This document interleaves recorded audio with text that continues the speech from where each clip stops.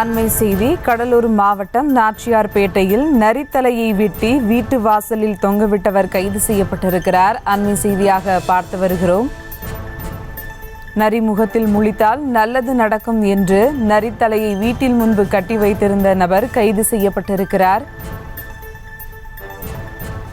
கடலூர் மாவட்டம் நாச்சியார்பேட்டையில் நரித்தலையை வெட்டி வீட்டு வாசலில் தொங்கவிட்டவர் கைது செய்யப்பட்டிருக்கிறார்.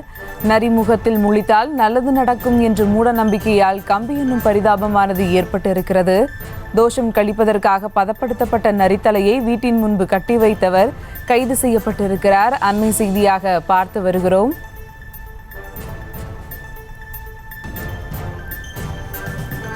இது குறித்த கூடுதல் விவரங்களோடு இணைகிறார் செய்தியாளர் வினோத். வணக்கம் வினோத், விவரங்கள்.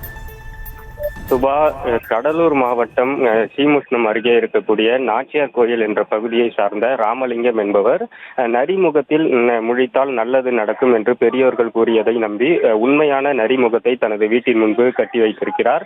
இது குறித்து தகவல் அறிந்த சிதம்பரம் வனக்காப்பாளர் பன்னீர்செல்வம் தலைமையிலான குழுக்கள் சம்பவ இடத்திற்கு சென்று ஆய்வு மேற்கொண்டனர். இந்த ஆய்விலே உண்மையான நரிமுகத்தை வீட்டின் முன்பு கட்டி வைத்திருப்பது தெரிய வந்த நிலையில் வீட்டின் உரிமையாளர் ராமலிங்கத்தையும் அந்த நரிமுகத்தை விற்பனை செய்த ராஜு என்பவரின் காவல்துறையினர் தற்போது கைது செய்திருக்கின்றனர்.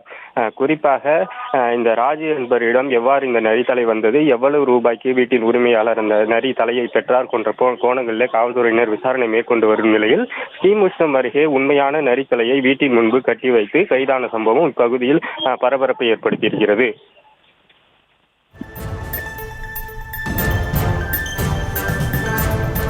விவரங்களுக்கு நன்றி வினோத்.